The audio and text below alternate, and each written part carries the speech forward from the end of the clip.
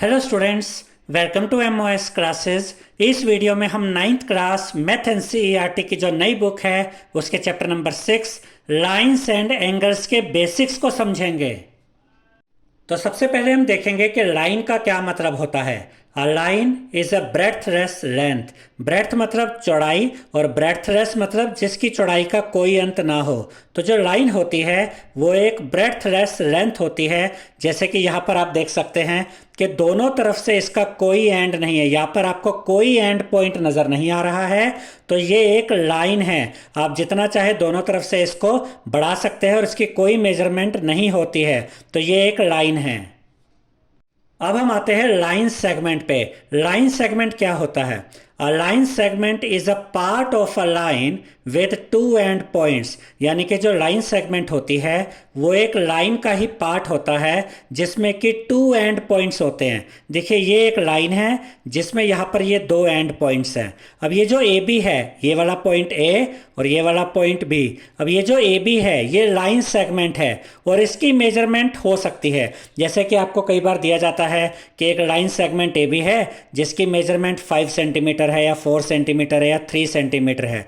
तो जो लाइन थी उसकी मेजरमेंट नहीं होती, लेकिन जो लाइन सेगमेंट होती है जिसमें कि दो एंड पॉइंट्स होते हैं, इसमें मेजरमेंट होती है। अब हम देखेंगे कि रे का क्या मतलब होता है। A part of a line with one and point is called अ रे। यानी कि जो रे होती है ये भी लाइन का ही एक पार्ट होता है जिसमें सिर्फ एक एंड पॉइंट होता है, इसे हम रे कहते हैं। देखिए, यहाँ पर ये एक लाइन है जिसमें यहाँ पर एक ये एंड पॉइंट आ गया। अब यहाँ पर तो एंड पॉइंट है लेकिन इस तरफ कोई एंड पॉइंट नहीं है, तो इस तरफ से आप इसको कितना भी चाहे बढ़ा सकते हैं। तो एक तरफ एंड पॉइंट है, दूसरी तरफ एंड पॉइंट नहीं है, तो इसको हम क्या कहेंगे? इसको हम रे कहेंगे। अब हम देखेंगे कोलिनियर पॉइंट्स क्या होते हैं और नॉन कोलिनियर पॉइंट्स क्या होते हैं। If three or more points lie on the same line, they are called collinear points. Otherwise, they are called non-collinear points. अब इसको समझिए स्टूडेंट्स। पहले हम देखते हैं कि कोलिनियर पॉइंट्स क्या होते हैं। अगर तीन या तीन से ज़्यादा पॉइंट्स एक ही लाइन के ऊपर आते हैं, सेम लाइन के ऊपर आते हैं, तो हम इन तीन या तीन से ज़्यादा पॉइंट्स को कोलिनियर पॉइंट्स कहते हैं। जैसे कि यहाँ पर देखिए, तीन पॉइंट्स है, point A, point B, point C. देखिए, ये तीनों एक ही लाइन के ऊपर आ रहे हैं, तो ये तीनों पॉइंट्स क्या कहलाएंगे? Collinear points. तो कोलिनियर पॉइंट्स होने के लिए पहले तो कम से कम तीन पॉइंट्स होने चाहिए और वो तीनों पॉइंट्स एक ही लाइन के ऊपर होने चाहिए। तीन से ज़्यादा पॉइंट्स भी हो सकते हैं। अगर तीन या तीन से ज़्यादा पॉइंट्स एक ही लाइन के ऊपर आते हैं तो इन पॉइंट्स को हम कोलिनियर पॉइंट्स कहते हैं। और अब हम देखते हैं नॉन कोलिनियर पॉइंट्स। अब देखिए, यहाँ पर ये तीन पॉइंट्स है, पॉइंट डी, पॉइंट ई, पॉइंट एफ। ये तीनों पॉइंट्स एक लाइन पर नहीं है। ये वाले इस वाली लाइन पर है और ये दोनों पॉइंट्स इस वाली लाइन पर हैं। तो तीन या तीन से ज़्यादा पॉइंट्स अगर डिफरेंट लाइंस के ऊपर आ रहे हैं, सेम लाइन एक लाइन के ऊपर नहीं आ रहे हैं, तो इनको हम कहते हैं नॉन कोलिनियर पॉइंट्स। अब हम देखते हैं एंगल्स क्या होते हैं। An angle is formed when two rays originate from the same end point। यानी कि कोई एंगल तब बनता है जब दो रेज एक ही पॉइंट से ओरिजिनेट होती है। ओरिजिनेट मतलब जिनका स्टार्टिंग पॉइंट एक ही होता है। देखिए, ये रे ऐसे यहाँ से यहाँ तक गई, इस रे का एंड पॉइंट यहाँ पर है। अब ये वाली रे देखिए, इसका भी एंड पॉइंट यहाँ पर है। तो ये दोनों रेस का जो एंड पॉइंट है वो कॉमन हो गया, एक साथ हो गया। जब दो रेस इस तरीके से आपस में जुड़ती हैं तो इनके बीच में ये जो पार्ट बनता है इसे हम एंगल कहते हैं। तो एंगल्स के लिए दो रेस का आपस में जुड़ना ज़रूरी होता है। या इसको हम ऐसे भी कह सकते हैं कि दो रेस के आपस में मिलने से और उनका एक ही एंड पॉइंट होने से एंगल बनता है। The two rays forming an angle are called the arms of the angle। यानी कि ये जो दो रेज होती है जिनके मिलने से एंगल बनता है, इन दोनों रेस को हम एंगल की आर्म्स कहते हैं। जैसे बाजुएं होती है, जैसे आर्म्स होती हैं, वैसे ये रेस आर्म्स कहलाती हैं एंगल की। And the common initial point is called the vertex of the angle. और ये जो कॉमन एंड पॉइंट था इसको हम क्या कहते हैं, वर्टेक्स ऑफ द एंगल। अगर यहाँ पर मान लीजिए हम ए लिख देते हैं तो ये जो एंगल बन रहा है ये ए पॉइंट पे बन रहा है, या हम ये भी कह सकते हैं कि ये एंगल ए वर्टेक्स पे बन रहा है, तो इसको हम एंगल ए भी कह सकते हैं क्योंकि ये एंगल जो कहाँ पर बन रहा है, वर्टेक्स ए पर बन रहा है। अब हम देखेंगे टाइप्स ऑफ एंगल्स, यानी कि एंगल्स के कौन कौन से टाइप्स होते हैं। तो सबसे पहले है राइट एंगल। राइट एंगल का मतलब होता है 90 डिग्री का एंगल।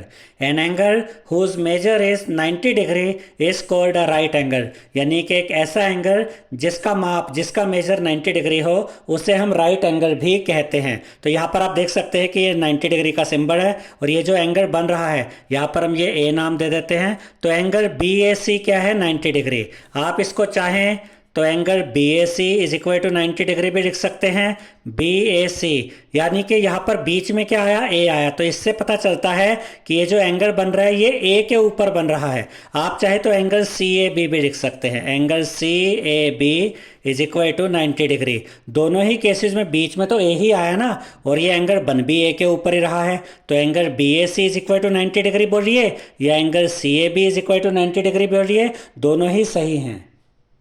इसके बाद आता है एक्यूट एंगल। एक्यूट एंगल क्या होता है, an angle whose measure is less than 90 degree is called an acute angle, यानी कि 90 डिग्री से जो छोटा एंगल होता है उसे हम एक्यूट एंगल कहते हैं। जैसे कि यहाँ पर हमने ये 60 डिग्री का एंगल दिखाया है तो ये एक एक्यूट एंगल है क्योंकि ये 90 डिग्री से छोटा है।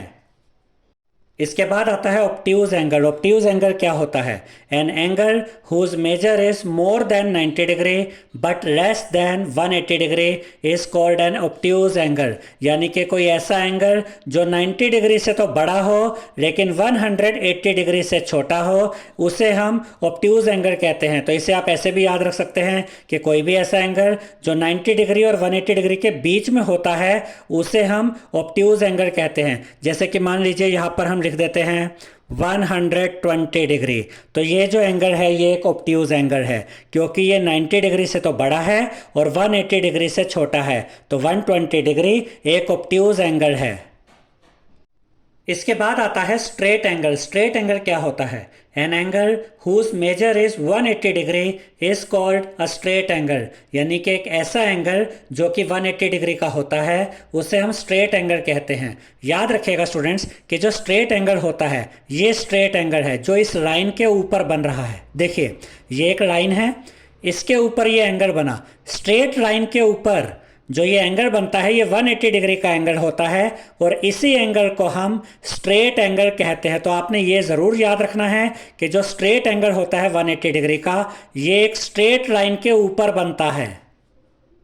इसके बाद हम देखेंगे रिफ्लेक्स एंगल क्या होता है, an angle whose measure is more than 180 degree but less than 360 degree is called a reflex angle, यानी कि कोई ऐसा एंगल जिसका मेजर 180 डिग्री से तो बड़ा होता है लेकिन 360 डिग्री से छोटा होता है, ऐसे एंगल को हम रिफ्लेक्स एंगल कहते हैं। इसे आप ऐसे भी याद रख सकते हैं कि जो रिफ्लेक्स एंगल होता है वो 180 डिग्री और 360 डिग्री के बीच में होता है, 180 डिग्री से बड़ा और 360 डिग्री से छोटा।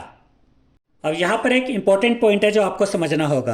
अगर आपके पास एक एंगल है, एंगल ए बी सी, और इसको हम ले लेते हैं कि ये 60 डिग्री है और आपसे कहा जाता है कि एंगल ए बी सी का रिफ्लेक्स एंगल पता कीजिए या एंगल ए बी सी का रिफ्लेक्स पता कीजिए, तो वो आप कैसे पता करेंगे। तो यहाँ पर आप लिखेंगे reflex angle A B C, यानी कि एंगल ए बी सी तो आपको पता है 60 डिग्री है लेकिन आपको इसका रिफ्लेक्स एंगल पता करना है। तो किसी भी एंगल का रिफ्लेक्स हम कैसे पता करते हैं, 360 डिग्री में से माइनस कर दीजिए इस एंगल को तो क्या बचा 300 डिग्री।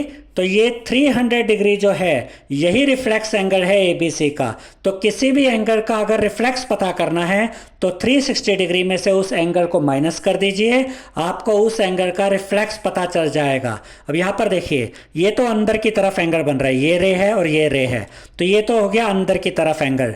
मान लेते हैं कि ये 60 डिग्री का एंगल है, तो ये जो बाहर की तरफ आपको नजर आ रहा है ना ये रिफ्लेक्स एंगल होगा। तो ये कैसे पता चलेगा, 360 डिग्री में से ये वाला 60 डिग्री माइनस कर दीजिए तो मेरा 300 डिग्री, तो ये बाहर वाला जो रिफ्लेक्स एंगल है ये होगा 300 डिग्री। तो जो रिफ्लेक्स एंगल होता है वो ऐसे बाहर की तरफ बनता है, ये आपको याद रखना है। अब हम देखेंगे कॉम्प्लीमेंट्री एंगल्स क्या होते हैं। Two angles whose sum is 90 degree are called complementary angles, यानी कि दो ऐसे एंगल्स जिनका सम 90 डिग्री होता है, ऐसे एंगल्स को हम कॉम्प्लीमेंट्री एंगल्स कहते हैं। जैसे कि यहाँ पर आप देख सकते हैं कि पहले तो यहाँ पर देखिए, एक तो ये BAC एंगल है, ठीक है, ये पूरा। अब बीच में से एक रे गई, इस रे ने क्या किया, इस पूरे एंगल को दो पार्ट्स में डिवाइड कर दिया। इस एंगल को हमने नाम दिया x और इस एंगल को हमने नाम दिया y। अब ये जो एंगल था, ये पूरा एंगल BAC, ये जो पूरा एंगल था ये 90 डिग्री का था। तो अगर आप x और y को ऐड कर देंगे तो इनको ऐड करके आपको क्या मिलेगा, 90 डिग्री, यानी ये एंगल पूरा हो जाएगा। तो यहाँ पर हम लिखेंगे x plus Y is equal to 90 degree. अब क्योंकि x प्लस वाई यानी कि इन दोनों एंगल्स का सम 90 डिग्री के इक्वल आ रहा है, तो x और y कैसे एंगल होंगे, ये कॉम्प्लीमेंट्री एंगल्स होंगे क्योंकि इन दोनों का सम 90 डिग्री है। इसके बाद आते हैं सप्लीमेंट्री एंगल्स। सप्लीमेंट्री एंगल्स क्या होते हैं, two angles whose sum is 180 degree are called supplementary angles, यानी कि दो ऐसे एंगल्स जिनका सम 180 डिग्री होता है, ऐसे एंगल्स को हम सप्लीमेंट्री एंगल्स कहते हैं। जैसे कि मान लेते हैं कि एंगल x 120 डिग्री है और एंगल y 60 डिग्री है। अब अगर हम इन दोनों को ऐड करें, x plus Y is equal to X की जगह 120 डिग्री प्लस का साइन y की जगह 60 डिग्री, तो इनको ऐड करेंगे 120 और 60 को, तो आपको मिलेगा 180 डिग्री। अब क्योंकि एंगल x और एंगल y का सम 180 डिग्री आया, इसका मतलब ये हुआ कि x और y जो हैं ये सप्लीमेंट्री एंगल्स है। तो कॉम्प्लीमेंट्री एंगल्स में तो दोनों एंगल्स का सम 90 डिग्री होता है और सप्लीमेंट्री एंगल्स में दोनों एंगल्स का सम 180 डिग्री होता है, ये आपको याद रखना है। अब हम देखेंगे एडजेसेंट एंगल्स क्या होते हैं। Two angles are called adjacent angles if, दो एंगल्स को हम एडजेसेंट एंगल कहते हैं अगर उनमें ये तीन चीजें पाई जाती है। क्या, first point, they have a common vertex, यानी कि दो ऐसे एंगल्स जिनमें अगर कॉमन वर्टेक्स हो तो हम कह सकते हैं कि हाँ ये एडजेसेंट एंगल्स है। कैसे, यहां पर देखिए, यहां पर आपको दो एंगल नजर आएंगे। एक तो ये वाला एंगल जिसका नाम है एंगल ABD, ठीक है, ABD ये वाला एंगल। अब इस एंगल को देखिए CBD, ये एंगल CBD, इस एंगल में और इस एंगल में आप देख सकते हैं कि ये जो वर्टेक्स B है ये कॉमन है। जब हम कहते हैं एंगल ABD तो यहाँ पर ये पॉइंट B, ये वर्टेक्स B आ गया, और जब हम कहते हैं एंगल CBD तो इसमें भी वर्टेक्स B आया। तो ये दो एंगल्स एडजेसेंट एंगल्स है क्योंकि इनमें एक कॉमन वर्टेक्स है। तो एक पॉइंट तो हमने क्लियर कर लिया कि एडजेसेंट एंगल्स में कॉमन वर्टेक्स होना चाहिए, जो यहाँ पर है। उसके बाद they have a common arm, यानी कि जो एडजेसेंट एंगल्स होते हैं इनमें एक कॉमन आर्म होती है। यहाँ पर ये कॉमन आर्म कौन सी है, BD। देखिए जब हम एंगल का नाम लेते हैं ABD तो इसमें BD आया, और जब हम कहते हैं एंगल CBD इस एंगल के लिए एंगल CBD तो इसमें भी BD आया। तो जो एडजेसेंट एंगल्स होते हैं स्टूडेंट्स, उनमें एक कॉमन आर्म होती है। तो यहाँ पर वो कॉमन आर्म क्या है, BD है। और उसके बाद थर्ड पॉइंट है एडजेसेंट एंगल्स का, their non common arms are on different sides of the common arm, यानी कि जो एडजेसेंट एंगल्स होते हैं उनमें जो नॉन कॉमन आर्म्स होती हैं वो कॉमन आर्म के डिफरेंट साइड्स पर होती है। अब इसका क्या मतलब है वो यहाँ पर हम आपको समझाएंगे। तो इस थर्ड पॉइंट के मतलब को समझते हैं। ये तो कॉमन आर्म है जो दोनों ही एंगल्स में आ रही है, BD। अब जो AB है और जो BC है, ये दोनों आर्म्स या ये दोनों रेज ये तो कॉमन नहीं है, तो इनको हम क्या कहेंगे, नॉन कॉमन आर्म्स। AB और BC ये नॉन कॉमन आर्म्स है, और ये जो नॉन कॉमन आर्म्स हैं ये इस कॉमन आर्म के डिफरेंट साइड्स पर हैं। तो यहाँ पर ये भी कंडीशन फुलफिल हो गई। अब देखिए यहाँ पर इन दोनों एंगल्स में सेम वर्टेक्स भी आ गए, जैसा कि फर्स्ट पॉइंट में था कॉमन वर्टेक्स है। उसके अलावा हमने देखा कि इन दोनों एंगल्स में एक कॉमन आर्म भी है, और फिर हमने देखा जो नॉन कॉमन आर्म्स हैं वो कॉमन आर्म के दोनों तरफ यानी कि अपोजिट साइड्स में है। तो अब हम कह सकते हैं कि ये तीनों कंडीशन फुलफिल हो गई है। तो ये दोनों एंगल्स क्या एंगल्स हुए, ये एडजेसेंट एंगल्स हुए। इसीलिए यहां पर हम लिखेंगे हेयर एंगल ABD ये वाला एंगल एंड एंगल CBD ये वाला एंगल आर एडजेसेंट एंगल्स। अब हम देखेंगे linear pair of angles. Linear pair क्या होते हैं? तो लीनियर पेयर को समझने से पहले आपको ये याद रखना होगा स्टूडेंट्स कि अगर हम ये एक स्ट्रेट लाइन बनाते हैं, तो ये पहले भी हम आपको बता चुके हैं इसी वीडियो में कि स्ट्रेट लाइन के ऊपर जो ये एंगल बनता है ये 180 डिग्री का एंगल होता है, ठीक है। और अगर यहाँ से हम एक रे बना देते हैं जो कि इस पूरे 180 डिग्री के एंगल को दो पार्ट्स में बांट देती है, एक पार्ट ये है और एक पार्ट ये है। थोड़ी देर के लिए हम मान लेते हैं कि ये 60 डिग्री का है और ये 120 डिग्री का है, यानी कि इस रे ने क्या किया, इस 180 डिग्री को दो डिफरेंट पार्ट्स में डिवाइड कर दिया, काट दिया। तो ये वाला एंगल अब 60 डिग्री है, ये वाला हम मान लेते हैं 120 डिग्री है। तो इनको ऐड करके देखिए क्या आता है, 120 प्लस 60 180 आता है। तो ये, और उसके अलावा एक खास बात ये भी है कि ये जो पूरा 180 बनेगा ये एक स्ट्रेट लाइन के ऊपर ही बनेगा और ये दो पार्ट्स में बटा हुआ है। तो इस तरह के एंगल्स को हम लीनियर पेयर कहते हैं। अब इसको यहां पर देखिए, यहां पर ये पूरा एंगल 180 डिग्री का था, ये रे आई, इसने इन दोनों एंगल्स को, इस पूरे एंगल को दो एंगल्स में डिवाइड कर दिया। अब अगर हम इन दोनों एंगल्स को ऐड कर दें तो हमें 180 डिग्री ही मिल जाएगा और ये स्ट्रेट लाइन के ऊपर ही बन रहा है, तो इसे हम क्या कहेंगे, लीनियर पेयर। तो एंगल AOC यानी कि ये वाला एंगल, अगर इसमें हम ऐड कर देते हैं ये वाला एंगल यानी कि एंगल BOC, AOC ये वाला एंगल, BOC ये वाला एंगल, इन दोनों को ऐड कर दे तो हमें पूरा 180 डिग्री मिल जाएगा इस स्ट्रेट लाइन के ऊपर। तो देखिए angle AOC plus angle BOC is equal to 180 degree, क्योंकि 180 डिग्री ही तो दो पार्ट्स में डिवाइड हुआ था, तो इनको ऐड करके वापस 180 डिग्री आ गया। तो ये दोनों एंगल्स मिलकर क्या बनाएंगे, लीनियर पेयर। तो यहां पर हम लिख सकते हैं लीनियर पेयर। इसके बाद हम देखेंगे वर्टिकली अपोजिट एंगल्स क्या होते हैं। जब दो लाइंस एक दूसरे को इस तरीके से किसी पॉइंट पर इंटरसेक्ट करती हैं तो ये जो अपोजिट एंगल्स आप देख रहे हैं वर्टिकली अपोजिट एंगल्स होते हैं और ये आपस में इक्वल भी होते हैं। तो यहाँ पर एंगल 1 और एंगल 3 ये वर्टिकली अपोजिट एंगल्स होंगे और आपस में इक्वल होंगे, इसलिए यहाँ पर हमने लिखा angle 1 is equal to angle 3। और इसके बाद एंगल 2 और एंगल 4 ये दोनों भी वर्टिकली अपोजिट एंगल्स होंगे और ये भी आपस में इक्वल होंगे, इसलिए यहाँ पर हमने लिखा angle 2 is equal to angle 4। तो एंगल 1 और एंगल 3 ये दोनों वर्टिकली अपोजिट एंगल्स है और आपस में इक्वल है। ऐसे ही एंगल 2 और एंगल 4 ये भी वर्टिकली अपोजिट एंगल्स है और आपस में इक्वल है। अब हम इस चैप्टर का सबसे इंपॉर्टेंट पार्ट देखने जा रहे हैं, angles made by a transversal with two lines. यानी कि अगर आपके पास टू लाइंस है, जैसे कि एक तो ये लाइन है लाइन M और एक ये लाइन आपको नजर आ रही होगी लाइन N, ये दोनों लाइंस लाइन M और लाइन N ये तो कटने वाली लाइंस है। और ये जो लाइन L है ये ट्रांसवर्सल है, ट्रांसवर्सल यानी कि ये काटने वाली लाइन है। ये जो लाइन L है ये लाइन M को काट रही है यहाँ पर और लाइन N को काट रही है यहाँ पर। और यहाँ पर आप देख सकते हैं स्टूडेंट्स कि ये जो कटने वाली लाइंस हैं ये लाइंस पैरेलल नहीं है। यहाँ पर दो सिनेरियो बनते हैं, ये कटने वाली लाइंस पैरेलल हो भी सकती है और नहीं भी।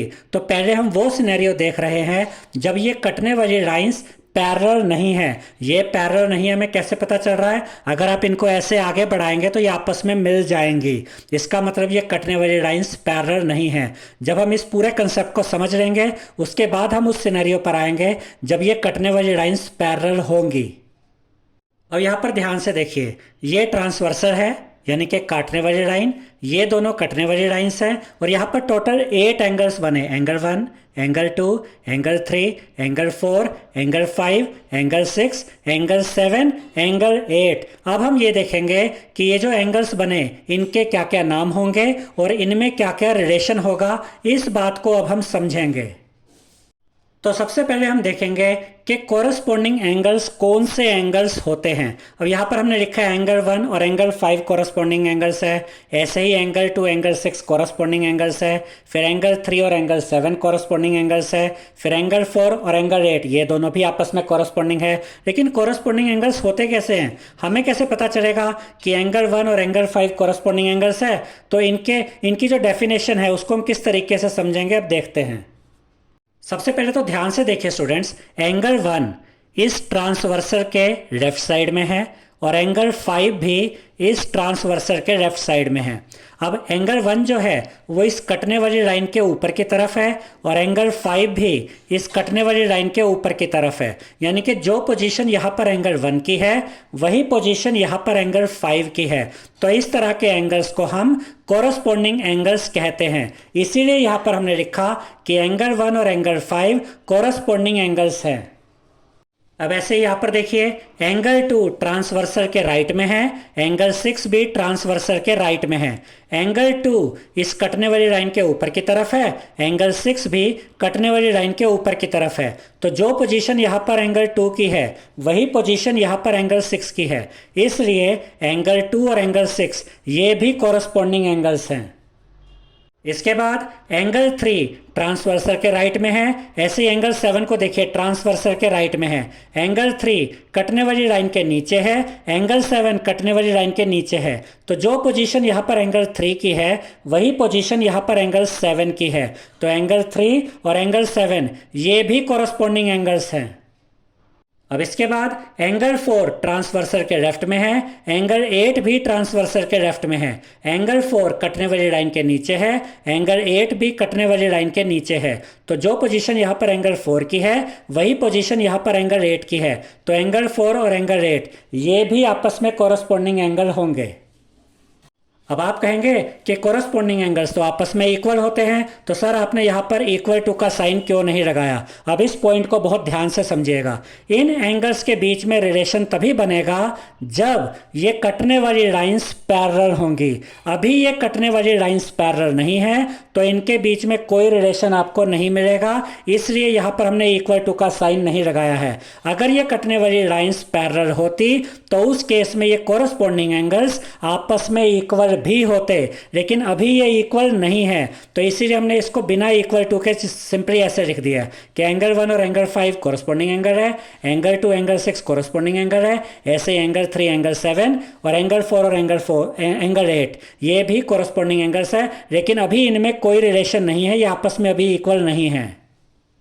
अब आते हैं अल्टरनेट इंटीरियर एंगल्स। तो एंगल 4 और एंगल 6 ये अल्टरनेट इंटीरियर एंगल्स है, एंगल 3 और एंगल 5 ये भी अल्टरनेट इंटीरियर एंगल्स है। कैसे समझते हैं? पहले एंगल 4 और एंगल 6 को देखते हैं। देखिए नाम देखिए, अल्टरनेट इंटीरियर एंगल्स। इंटीरियर का क्या मतलब होता है? जो इन कटने वाली लाइंस के बीच में बन रहे हैं। देखिए एंगल 1 और 2 बाहर की तरफ है, एंगल 7 और 8 ये भी बाहर की तरफ है, लेकिन एंगल 3, एंगल 4, एंगल 5 और एंगल 6 ये इन कटने वाली लाइंस के अंदर की तरफ है। तो अभी फिलहाल हम इन चारों एंगल्स पे नजर रखते हैं, 3, 4, 5 और 6। अब हमें क्या चाहिए? Alternate interior angles. Interior angle तो हमने देख लिया कि 3, 4, 5, 6 है। अब अल्टरनेट इंटीरियर एंगल्स क्या होते हैं? ऐसे देखिए, इस तरीके से क्रॉस करके देखिए।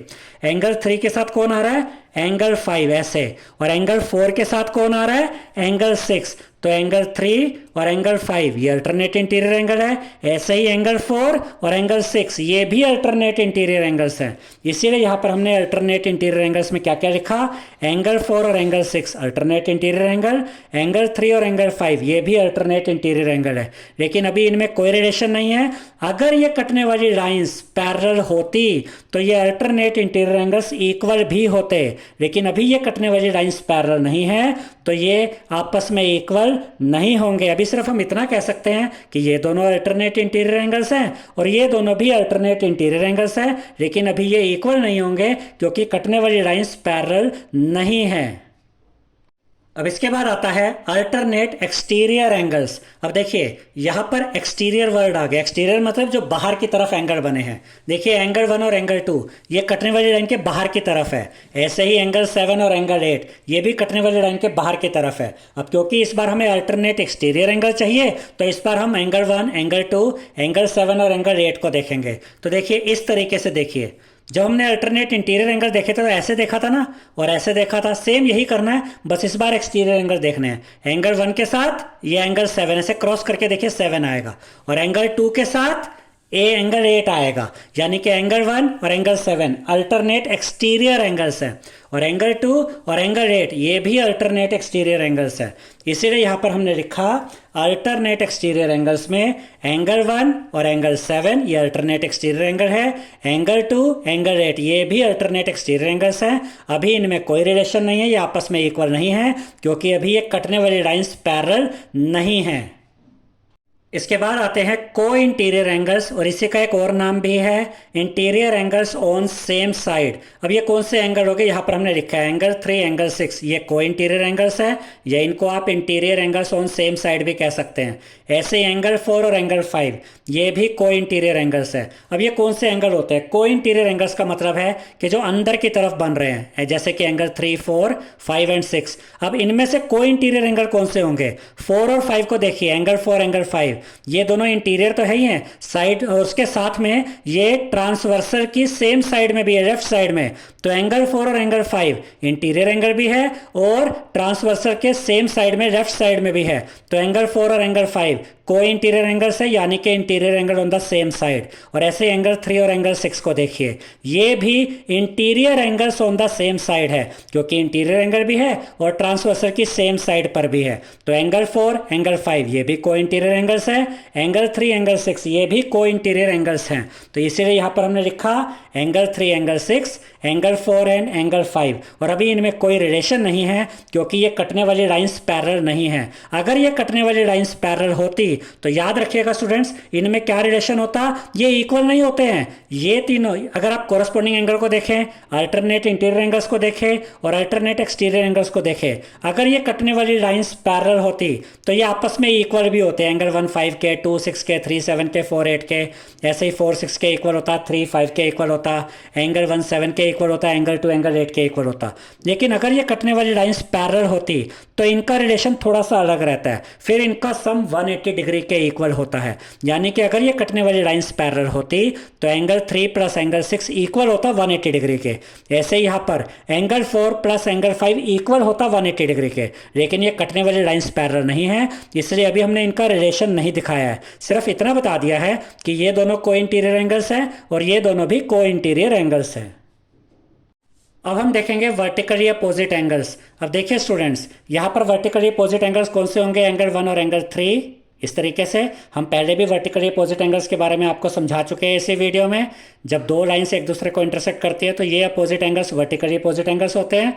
और ऐसे ही एंगल 2 और एंगल 4 वर्टिकली अपोजिट एंगल है और ये आपस में इक्वल भी होते हैं। तो यहाँ पर वर्टिकली अपोजिट एंगल्स में हमें इससे फ़र्क नहीं पड़ता कि ये कटने वाली लाइंस पैरेलल है या नहीं, ये आपस में इक्वल होंगे।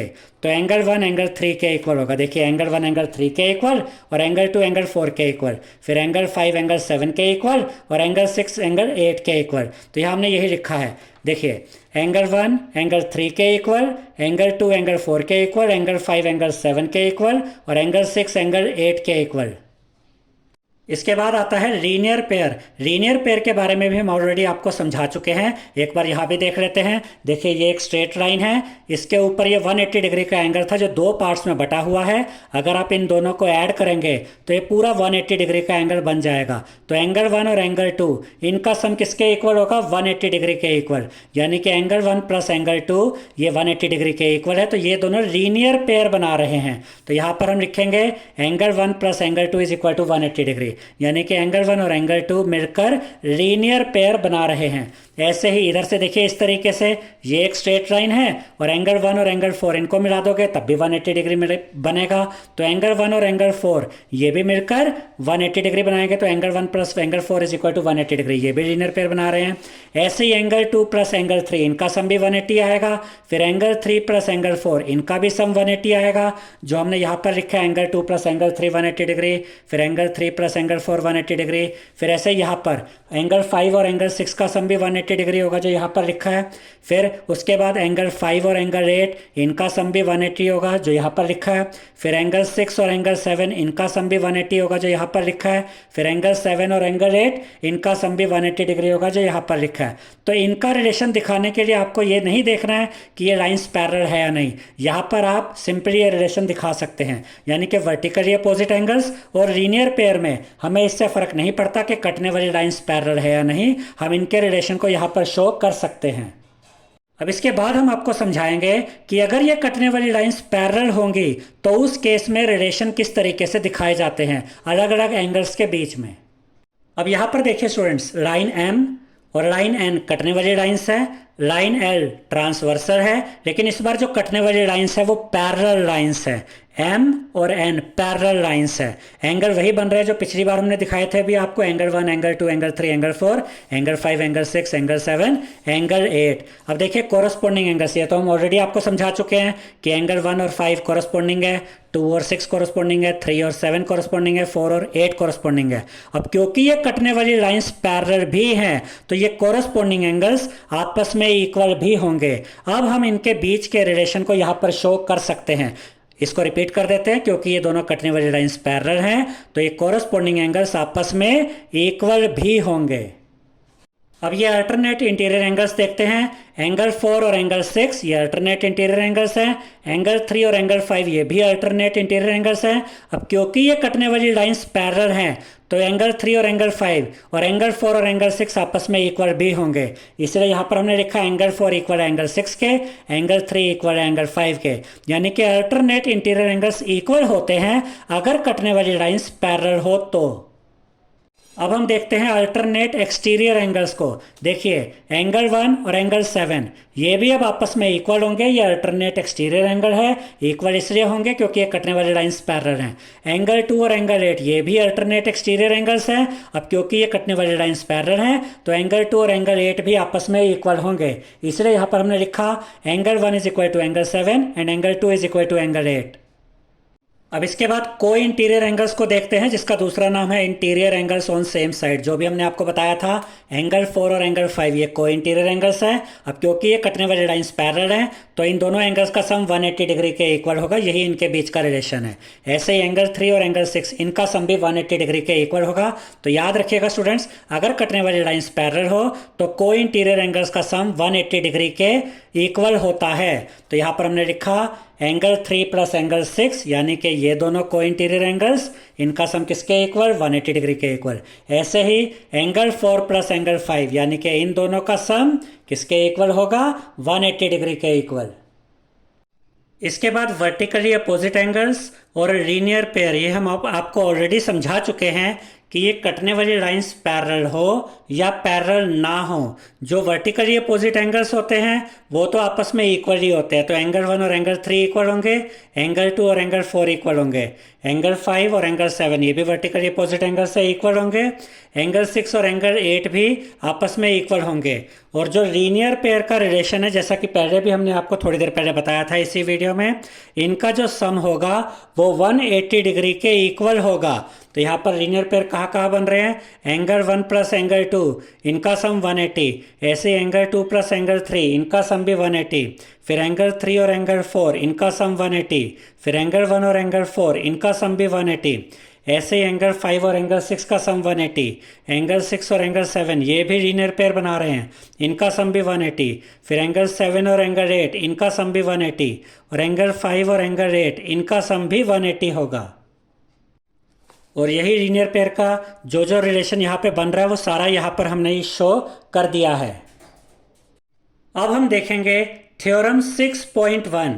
थ्योरम 6.1 में हमसे कहा गया है if two lines intersect each other then the vertically opposite angles are equal, यानी कि अगर दो लाइंस एक दूसरे को इंटरसेक्ट करती हैं तो जो वर्टिकली अपोजिट एंगल्स होते हैं वो आपस में इक्वल होते हैं। ये हमें प्रूव करना है। तो यहाँ पर आप देख सकते हैं स्टूडेंट्स कि एक लाइन है ए बी और एक लाइन है सी डी। ये दोनों लाइंस एक दूसरे को इंटरसेक्ट कर रही है इस पॉइंट पे, ओ पॉइंट पे, और हमें ये प्रूव करना है कि ये वाला एंगल और ये वाला एंगल, यानी ये दोनों वर्टिकली अपोजिट एंगल्स आपस में इक्वल हैं, और ये दोनों एंगल्स, ये दोनों वर्टिकली अपोजिट एंगल्स भी आपस में इक्वल हैं। ये हमें प्रूव करना है। तो यहाँ पर हम लिखेंगे गिवन, यानी कि हमें क्या दिया गया है, two lines A B and C D intersect at a point O, यानी कि दोनों लाइन्स ए बी और सी डी ओ पॉइंट पर इंटरसेक्ट करते हैं। उसके बाद हम लिखेंगे टू प्रूव, यानी कि हमें प्रूव क्या करना है, angle A O C is equal to angle B O D. A O C कौन सा एंगल है, देखिए ए ओ सी, यानी कि ये वाला एंगल किसके इक्वल प्रूव करना है, बी ओ डी के। बी ओ डी, यानी कि ये एंगल, यानी इस एंगल को इस एंगल के इक्वल दिखाना है। उसके बाद हमें अगली चीज़ क्या प्रूव करनी है, angle A O D is equal to angle B O C. A O D देखिए, ए ओ डी ये वाला एंगल किसके इक्वल दिखाना है, बी ओ सी के, इस एंगल के, यानी इस एंगल को इसके इक्वल प्रूव करना है और इस एंगल को इसके इक्वल प्रूव करना है। तो यहाँ पर हम लिखेंगे प्रूफ, यानी कि अब हम इसे प्रूव करेंगे। तो देखिए यहाँ पर हमने क्या लिखा, angle A O C plus angle A O D is equal to 180 degree linear pair, और ये हमारी फर्स्ट इक्वेशन होगी। देखिए एंगल ए ओ सी और angle A O D linear pair बना रहे हैं, इसलिए इनका सम 180 डिग्री होगा। ए ओ सी कहाँ पर है, देखिए ए ओ सी ये वाला एंगल, ये इतना एंगल, और ए ओ डी क्या है, ये देखिए ए ओ डी ये एंगल, ये एक स्ट्रेट लाइन है, ठीक है।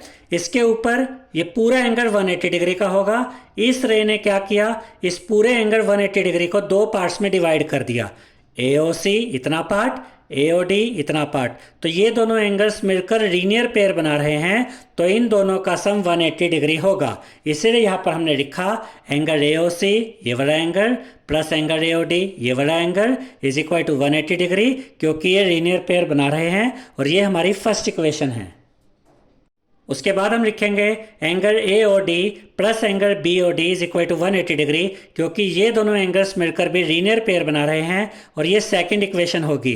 अब देखिए ए ओ डी ये वाला एंगल और बी ओ डी ये एंगल, देखिए ये एक स्ट्रेट लाइन है, और ये दोनों एंगल्स मिलकर लीनियर पेयर बना रहे हैं। अगर इन दोनों को ऐड कर दिया जाए तो ये 180 डिग्री के इक्वल आएंगे। तो angle A O D plus angle B O D इन दोनों का सम 180 डिग्री के इक्वल होगा, क्योंकि ये लीनियर पेयर बना रहे हैं, और ये हमारी सेकंड इक्वेशन है। अब जरा ध्यान से देखिए स्टूडेंट्स कि फर्स्ट इक्वेशन में राइट हैंड साइड है 180 डिग्री और सेकंड इक्वेशन में भी राइट हैंड साइड है 180 डिग्री। तो आपको ये याद रखना है कि अगर आपके पास दो इक्वेशंस हैं और उनमें दो साइड्स ये इक्वल आ रही है, यानी कि इसकी राइट हैंड साइड और इसकी राइट हैंड साइड आपस में इक्वल आ रही हैं, तो इन दोनों इक्वेशंस की जो लेफ्ट हैंड साइड होगी वो भी आपस में इक्वल होंगी, यानी कि ये वाली साइड और ये वाली साइड भी आपस में इक्वल होंगी। तो यहाँ पर हम लिखेंगे from equation 1 and equation 2 angle A O C plus angle A O D, यानी कि इस इक्वेशन की लेफ्ट हैंड साइड इक्वल होगी angle A O D plus angle B O D के इस इक्वेशन की लेफ्ट हैंड साइड के। इसको फिर से रिपीट कर देते हैं कि अगर इन दोनों इक्वेशंस में ये वाली साइड इक्वल है तो ये वाली साइड्स भी आपस में इक्वल होंगी। अब देखिए यहाँ पर भी एंगल एओडी है, यहाँ पर भी एंगल एओडी है, तो ये आपस में कट जाएंगे। अगर आप इस एंगल एओडी को इस साइड लेकर आते तो यहाँ पर ये पॉजिटिव है, इधर आकर ये माइनस का एंगल एओडी हो जाता, तब भी तो ये आपस में कट ही जाते। तो हमने इसको पहले ही काट दिया है। तो यहाँ से क्या बचा, एंगल एओसी यहाँ पर लिखा इज इक्वल टू का साइन, ये क्या है एंगल बीओडी, इसको हमने यहाँ पर लिखा। तो एंगल एओसी किसके इक्वल आ गया, एंगल बीओडी के। और यहाँ पर आप देख सकते हैं एंगल एओसी ये वाला एंगल है और एंगल बीओडी ये वाला एंगल है, यानी कि दोनों वर्टिकली अपोजिट एंगल्स आपस में इक्वल आ गए हैं। और देखिए टू प्रूव में हमने यही तो लिखा था कि हमें एंगल एओसी को एंगल बीओडी के इक्वल प्रूव करना है, और वो यहाँ पर हमने प्रूव कर दिया है। अब जैसे एंगल एओसी और एंगल बीओडी आपस में इक्वल आए हैं, सिमिलरली करके हम लिखेंगे angle AOD is equal to angle BOC, यानी कि जैसे ये दोनों एंगल्स आपस में इक्वल हैं वैसे ही एंगल एओडी ये वाला एंगल और एंगल बीओसी ये वाले एंगल, ये दोनों वर्टिकली अपोजिट एंगल्स भी इसी तरीके से आपस में इक्वल होंगे। तो यहाँ पर हम लिखेंगे हैंस प्रूव्ड। तो इस तरीके से हमने इन दोनों वर्टिकली अपोजिट एंगल्स को भी इक्वल दिखा दिया है और इन दोनों वर्टिकली अपोजिट एंगल्स को भी इक्वल दिखा दिया है। अब हम देखेंगे थ्योरम 6.6। इसमें हमसे कहा गया है lines which are parallel to the same line are parallel to each other, यानी कि अगर आपके पास दो ऐसी लाइंस है जो कि एक सेम लाइन के पैरेलल हैं तो वो दोनों लाइंस आपस में भी पैरेलल होंगी। अब इसको जरा यहाँ पर हम देखते हैं। देखिए लाइन एम जो है वो पैरेलल है लाइन एल के, और जो लाइन एन है वो भी पैरेलल है लाइन एल के। तो इससे हमें क्या पता चला कि ये वाली लाइन एम ये भी एल के ही पैरेलल है और ये लाइन एन ये भी एल के ही पैरेलल है। अब क्योंकि ये दोनों लाइंस सेम लाइन के पैरेलल है तो हमें प्रूव करना है कि ये दोनों लाइंस यानी कि लाइन एम और लाइन एन ये आपस में भी पैरेलल होंगी। ये हमें प्रूव करके दिखाना है। तो यहाँ गिवन में हम लिखेंगे line M is parallel to line L. ये पैरेलल का सिंबल होता है, यानी कि लाइन एम पैरेलल है लाइन एल के। और हमें क्या दिया गया है, लाइन एन भी पैरेलल है लाइन एल के। लाइन एन भी पैरेलल है लाइन एल के। टू प्रूव, हमें प्रूव क्या करना है, line M is parallel to line N, यानी कि हमें ये प्रूव करना है कि ये वाली लाइन एम और ये वाली लाइन एन, ये दोनों लाइंस आपस में भी पैरेलल होंगी। ये हमें प्रूव करना है। उसके बाद यहां पर हम एक कंस्ट्रक्शन करेंगे, तो हम लिखेंगे construction draw a transversal T cutting L M and N at points P, Q and R respectively. यानी कि हमने एक ट्रांसवर्सल लाइन, ट्रांसवर्सल का मतलब होता है काटने वाली लाइन ड्रॉ करी जिसका नाम है T। और ये जो ट्रांसवर्सल T है इसने L लाइन को P पॉइंट पे काटा, M लाइन को Q पॉइंट पे काटा और N लाइन को R पॉइंट पे काटा। और यहां पर हमने इन एंगल्स को नाम दे दिया है, ये एंगल 1, ये एंगल 2 और ये एंगल 3। अब हम लिखेंगे प्रूफ, यानी कि अब हम इसे प्रूव करेंगे। यहां पर हम लिखेंगे since N is parallel to L and line T is the transversal, यानी कि जो लाइन N है ये पैरेलल है लाइन L के और T लाइन इसके ट्रांसवर्सल है। तो जरा इन दोनों एंगल्स पे ध्यान दीजिए। देखिए ये लाइन और ये लाइन पैरेलल है और ये ट्रांसवर्सल है। तो एंगल 1 और एंगल 3 ये कोरस्पॉन्डिंग एंगल्स होंगे। देखिए इनकी पोजीशन को देखिए, एंगल 1 भी कटने वाली लाइन के ऊपर है, एंगल 3 भी कटने वाली लाइन के ऊपर है। एंगल 1 भी ट्रांसवर्सल के राइट में है, एंगल 3 भी ट्रांसवर्सल के राइट में है। तो एंगल 1 और एंगल 3 की पोजीशन अपनी अपनी जगह पे सेम है, तो ये दोनों कोरस्पॉन्डिंग एंगल होंगे और कोरस्पॉन्डिंग एंगल आपस में इक्वल होते हैं। तो यहाँ पर हम लिखेंगे Therefore angle 1 is equal to angle 3। और ये कौन से एंगल्स हैं, ये कोरस्पॉन्डिंग एंगल्स हैं और इसे हम फर्स्ट इक्वेशन का नाम दे देंगे। उसके बाद हम लिखेंगे since M is parallel to L and line T is the transversal. अब इस बार हमने क्या लिखा कि जो M लाइन है और ये जो L लाइन है ये दोनों लाइंस आपस में पैरेलल हैं और T ट्रांसवर्सल है, तो एंगल 1 और एंगल 2 ये भी कोरस्पॉन्डिंग एंगल होंगे। ठीक है, तो ये भी आपस में इक्वल होंगे। इसीलिए यहां पर हमने लिखा therefore angle 1 is equal to angle 2 corresponding angles, और ये सेकेंड इक्वेशन है। उसके बाद हम लिखेंगे फ्रॉम इक्वेशन 1 एंड 2, यानी कि हम इन दोनों इक्वेशंस को यूज करेंगे। देखिए स्टूडेंट्स, यहां से हमें क्या पता चल रहा है कि एंगल 1 और एंगल 3 आपस में इक्वल है, और यहां पर क्या पता चल रहा है, एंगल 1 और एंगल 2 आपस में इक्वल है, यानी कि एंगल 3 भी एंगल 1 के इक्वल है और एंगल 2 भी एंगल 1 के इक्वल है। अब क्योंकि ये दोनों एंगल्स सेम एंगल के इक्वल हैं तो ये दोनों आपस में भी इक्वल होंगे। तो इन दोनों इक्वेशन से हमें क्या पता चला कि एंगल 2 और एंगल 3 आपस में इक्वल है। तो यहां पर हम लिखेंगे angle 2 is equal to angle 3। अब आप कहेंगे कि एंगल 2 को एंगल 3 के इक्वल दिखा भी दिया तो इससे क्या फ़र्क पड़ा। अब ज़रा इसे ध्यान से समझिए। हमने थोड़ी देर पहले आपको ये चीज़ समझाई थी कि अगर कटने वाली लाइंस पैरेलल होती हैं तो कोरस्पॉन्डिंग एंगल्स इक्वल होते हैं। अब इसको ज़रा दूसरे तरीके से बोलकर देखते हैं। इसको हम ऐसे भी तो कह सकते हैं कि अगर कोरस्पॉन्डिंग एंगल्स इक्वल होते हैं तो कटने वाली लाइंस पैरेलल होती हैं, और यहाँ पर हमने यही किया है। हमने एंगल 2 को एंगल 3 के इक्वल दिखाया है। देखिए एंगल 2 और एंगल 3, जरा इन दोनों लाइंस को देखिए, ये दोनों लाइन कटने वाली लाइन है और ये ट्रांसवर्सल है, और एंगल 2 और एंगल 3 कोरस्पॉन्डिंग एंगल्स है। क्यों? एंगल 2 भी कटने वाली लाइन के ऊपर है, एंगल 3 भी कटने वाली लाइन के ऊपर है, एंगल 2 भी ट्रांसवर्सल के राइट में है, एंगल 3 भी ट्रांसवर्सल के राइट में है। तो एंगल 2 और एंगल 3 ये दोनों कोरस्पॉन्डिंग एंगल्स हैं, और यहाँ पर हमने प्रूव कर दिया कि ये दोनों आपस में इक्वल हैं। अब क्योंकि ये कोरस्पॉन्डिंग एंगल्स आपस में इक्वल हैं तो ये जो कटने वाली लाइंस है यानी कि लाइन M और लाइन N ये आपस में पैरेलल होंगे। इसको मैं रिपीट कर रहा हूं, अगर कोरस्पॉन्डिंग एंगल्स आपस में इक्वल होते हैं तो कटने वाली लाइंस पैरेलल होती हैं। अब क्योंकि एंगल 2 और एंगल 3 आपस में इक्वल है तो लाइन M और लाइन N आपस में पैरेलल होंगे, यही हमें प्रूव करना था। अब इसको कैसे लिखेंगे यहां पर देखते हैं।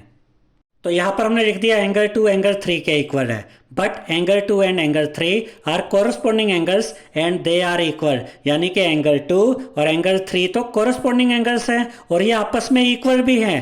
Therefore line M is parallel to line N, इसलिए लाइन एम पैरेलल होगी लाइन एन के, जो कि हमें प्रूव करना था by converse of corresponding angles axiom. यानी कि जो हमने कोरस्पॉन्डिंग एंगल्स के बारे में पढ़ा था स्टूडेंट्स, वो क्या कहता है, कोरस्पॉन्डिंग एंगल का एक्सियोम ये कहता है कि अगर कटने वाली लाइंस पैरेलल हैं तो कोरस्पॉन्डिंग एंगल्स इक्वल होंगे। उसका कन्वर्स, कन्वर्स मतलब उसका अपोजिट बोल कर देखिए, अपोजिट ये है, कन्वर्स ये है कि अगर कोरस्पॉन्डिंग एंगल्स इक्वल हैं तो कटने वाली लाइंस पैरेलल होंगी। तो यहाँ पर यही तो हमने किया है, क्योंकि ये कोरस्पॉन्डिंग एंगल्स इक्वल हैं तो ये दोनों कटने वाली लाइंस पैरेलल होंगी, यही हमें प्रूव करना था।